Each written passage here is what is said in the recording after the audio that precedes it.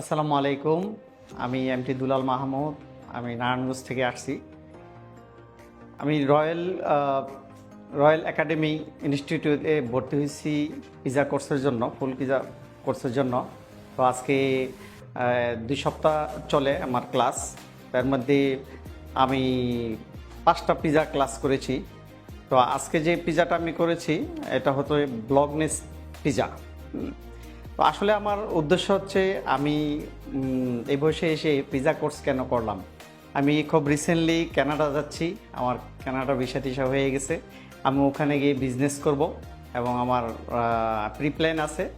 আর যে কোনো বিজনেস করলে বিজনেসের মানে যে থিম এটা নিজের জানতে হয়, নিজের অভিজ্ঞতা থাকতে হয়। আপনি যখন স্টাফদের অপারেট করবেন তখন আপনি নিজে জানলে তাহলে তারা আপনাকে ব্ল্যাকমেল করতে পারবে না বা আপনি সুন্দর মতো বিজনেস অপারেট করতে পারবেন। তো আমার সেই উদ্দেশ্যে আসলে আসা। তার মধ্যে এই পিজা স্পেশাল কোর্সে অনেকগুলো কোর্সই আছে।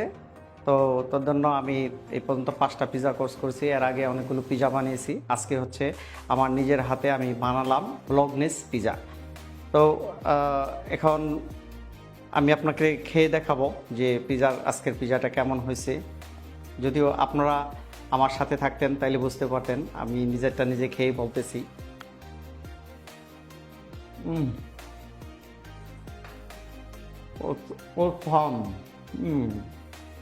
যাই হোক, আপনারা খেয়ে দেখবেন এবং আমার থাকবে,